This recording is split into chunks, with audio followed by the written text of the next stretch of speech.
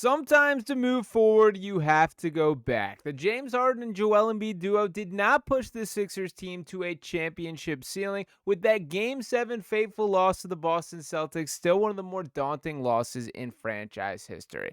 The duo between Embiid and Harden have had their bumps and bruises both publicly and privately since the departure has taken place, but there were some interesting quotes that have resurfaced both in Embiid's deep dive article and James Harden himself showing a little bit of love to his former teammate. I do want to talk about what has been said publicly to the media in recent days and kind of reflect on what this duo was and why it was not meant to be here in Philadelphia. So to launch into what exactly got this topic started was James Harden on a stream listing his top 5 or his all-time starting lineup of former teammates, to which he was quick to answer Joel Embiid right off the top as the center there. Now, there was a little bit of conversation back and forth naming prime Dwight Howard in that same mix, but Harden did lock in Embiid, which I did appreciate there. And the reason that I think this is noteworthy is this comes not too long after Joel Embiid opened up for the first time on that relationship with James Harden souring. Now, to provide a little bit of a reminder, once again, this surfacing from that ESPN deep dive saying Joel Embiid sees you as the title there, one of the better pieces of modern journalism that I've seen regarding the basketball space, and in an era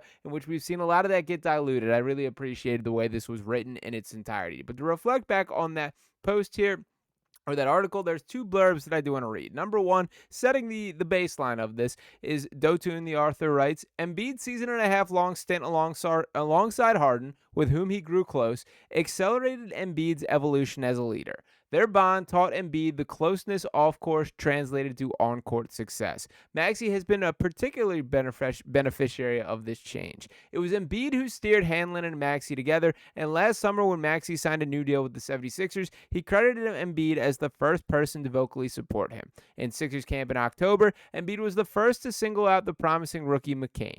Embiid speaks of Harden with deep affection. He thinks the 76ers gave up too quickly on that iteration of the team.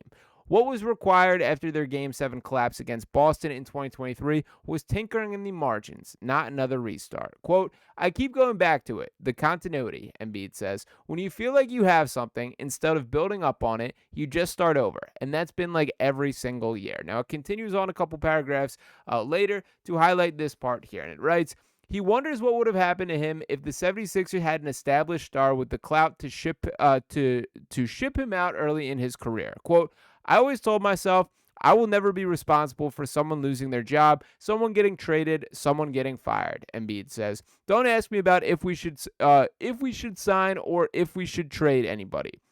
It's a principle stance, but it's also a desire to have something his talent and status will not allow him, innocence. When Embiid plays his latest sports video game obsession, MLB The Show, he trades and trades until his team is invulnerable. Only then does he play, securing in make-believe what he cannot in life, a guarantee against his doubts, his silence, his bad luck, his fragility, his complicity. Quote, no one knows this, but even James is not talking to me, Embiid tells me. That's the part I don't like about being the guy, because it puts you in the middle of those situations. Because if you ask James, he probably believes I had something to do with him not being here. And I'm just like, I won the scoring title. You won the assist title. We had a pick and roll that was unstoppable. It hurts when you feel like you haven't done anything wrong, he continues. When you think you have a relationship like that with somebody you love a lot. And that is cool to see Embiid be open about this again. I do really appreciate the deep dive and the introspective perspective that we have not seen from Embiid in really any other platform or any other era of his career. And I do think that there was something to that being a duo. That there were some of these celebrations on the court, the way that they talked to each other, or joked in press conferences that we really have not seen with Embiid with any other duo. I don't think James Harden is a bad human being or a bad teammate in the way that he's sometimes portrayed, but I understand why Daryl Morey went the direction of this probably is not going to work. Now, to reflect on why it was effective during its brief stance, I did want to highlight a couple stats of the Embiid and James Harden pick and roll here. And this article written shortly after the collapse in Game 7 loss to Celtics, coming from Tim Bontemps here, who writes, when the 76ers acquired Harden in the blockbuster trade deadline deal for Ben Simmons, Philadelphia was getting one of the greatest volume three-point shooters and offensive machines in NBA history, ideally suited as a prime pick-and-roll partner for Embiid. Over the ensuing 18 months, that proved to be true. Per Second Spectrum's player tracking data, The Harden-Embiid pick and roll was the NBA's most effective play in 2022 and 23 and helped power Embiid to a second straight scoring title. Harden led the league in assists, marking the first time in over 40 years that one franchise boasted the league leader in scoring and assists. It also put Harden in a far different position from his first marriage with current 76ers executive and former Houston Rockets general manager Daryl Morey, when the Rockets orbited around the beard for 8+ seasons. This time, he would be in a supporting role alongside Embiid. Now, I do think a bit is made too much of this. Yes, James Harden sacrificed to play a different style of basketball alongside Joel Embiid. But guess what? So did Joel Embiid to play alongside James Harden. That this Embiid in his entirety has been pretty against being like a screen-setting, rim-running big man throughout his career. He did a lot of that with James Harden as his point guard, and it was effective. That across the board, these two did raise their offensive levels and reap the benefits as a result. Now, we know why this broke down here, and James Harden certainly did not mince words when that was the case. Him traveling to China to declare, quote, Daryl Morey is a liar, and I will never be a part of an organization that he's a part of. Let me say that again. Daryl Morey is a liar, and I will never be a part of an organization that he's a part of is still one of the funniest moments in NBA offseason history to me. That was something that, when watching it live, I'm like, this cannot be real, right? This has to be an AI video. There's no way James Harden actually did this. But nonetheless, he said it with his chest. He stood 10 toes down on it and continues to basically double down on that overall situation. Now, Embiid, in his defense here, has never publicly been, I guess, dismissive or really critical of James Harden. That even immediately following that heartbreaking Game 7, I did want to highlight this quote from Embiid when asked about Harden. And he said, quote, "We got an unfinished job. We haven't won anything. And I think we got the chance to win. Obviously, going to 7 games and having a chance to close it out at home, which we didn't do, I still believe we got the chance to win. We got what it takes to win. So obviously, I don't know what's going on, and I know he has a player option or they can extend him, but that's on the front office to figure it out. I'm going to stay out of it. But I still believe that me and him, we got the chance to win. But it's going to take more than us. We all got to look at ourselves. I got to be better, and I will be better. That's what I'm focused on. All of us. We got to come back and find ways to just keep improving and help the team. We can't win alone. I can't win alone. Me and James, we can't win alone. That's why basketball is played 5-on-5.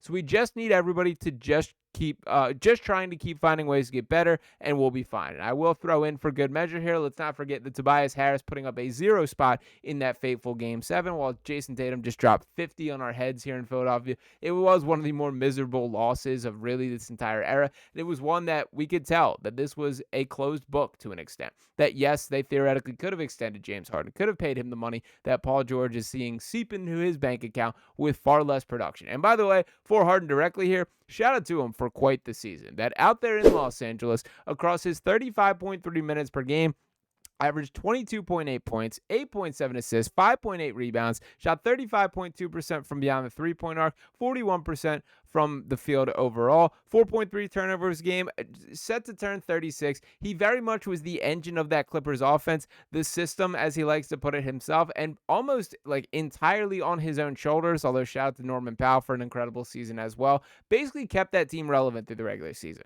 That, to me, is sort of the James Harden role. Now, granted, now that we know what we know with Joel Embiid's health, I see more of the appeal of why it would have made sense to keep him around. But we didn't know then what we do know now for how things have ultimately gone down. And I get it. That Daryl Morey, I think, has been a bit short-sighted in his approach, and last season being the pure evidence of this, of only looking at the postseason perspective. You got to get through both. That you have to have a team that has the young legs and guys that are ready to strap it up on an every-night basis to get you to the postseason, and then having those veterans or win-now pieces that he perceives that can take you over the top there. They did not accomplish the first half of that goal last year, and that is something Harden particularly excels at. I also think that even when he is the second best player on the team, and I think the Clippers are an example of this last year with peak Kawhi Leonard, and we saw the closest thing to that in several years last season, you still live and die with what version of James Harden you're going to get. That he will shoot you in or out of basketball games, and over the course of a series, you're going to see a couple in each category there.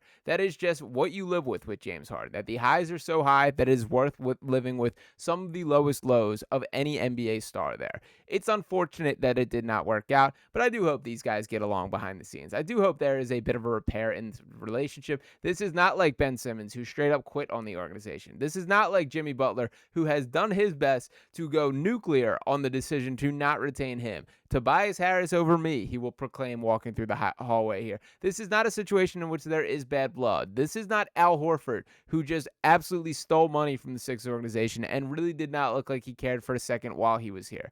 This was a guy who tried, left it all on the table, really raised the game of Joel Embiid in a major way that I don't think he wins MVP without it, and it just did not work from a team success standpoint. I also think there is something to Embiid, who's a fairly unique personality in himself, carries some loser energy with him. James Harden absolutely carries some loser energy with him. That both these guys fall in the category of when things are going bad, you see some of the shoulders slump, the blank stares on their face. It is not this fiery, we're going to get back and win it. When you're having your two best players share similar characteristics in that, I don't think it builds up the proper mentality of the team, and I do think that is something that the organization is directly addressing with this influx of young talent. The Jared McCains, the Tyrese Maxeys, the VJ Edgecombe, those are young, hungry guys that are going to compete regardless of what the situation looks like, and I do think that is a refreshing and welcome change with the Sixers overall. But to Embiid and Harden directly here, I do wish the best for both of them. I do hope they get along behind the scenes, and I do think it is cool to see each of these guys sharing their flowers a little bit. I'm glad that the hurt feelings from whatever happened there did not allow James Harden to full out discount it. I believe there was a situation a couple years ago on pretty similar circumstances where Harden basically did not bring up Kevin Durant, and there did seem to be more bad blood there. So I'm happy to see that is not the case. But nonetheless, shout out to those guys and shout out to you guys for continuing to tune in these videos here. I know it is the dead of the offseason, but we're going to continue plugging through right here on Sixers Digest with everything that does pop to the table. So I did want to show a little love to that iteration of the Sixers team, as Embiid put it there. Wishing the best for both sides moving forward. Have no ill will in my heart for James Harden. He tried. There were some high highs, and I do think that he brought some nice moments to Philadelphia, but that is kind of the open and shut case for how things did go down. And by the way, for all the Ben Simmons conversation or the Tyrese Halliburton conversation, probably the better way to put it, for people continuing to float that over its head, I still kind of question if that was ever fully on the table, and I know we're going to get reports from both sides of things here, and I still get why Daryl Morey landed on the calculus of going with James Harden over Tyrese Halliburton. The version of Tyrese Halliburton that we now seen that went to an NBA Finals and had one of the more memorable playoff runs in NBA history here was not the version of Tyrese Halliburton that we had seen at that point on the Sacramento Kings. Yes, we knew he was going to be good, but was he a co-star on an NBA championship team good? At that point, I would certainly argue no. Now, again, if we knew then what we knew now, that would change the way you go about this in a major way, but nonetheless, we got enough guards anyway. So let me know what you guys think in the comments about all of this. Appreciate you guys for tuning in as always. Make sure you're smashing that subscribe button if you have not just yet. Drop a like on this video. I'll be back talking with you next time. Peace.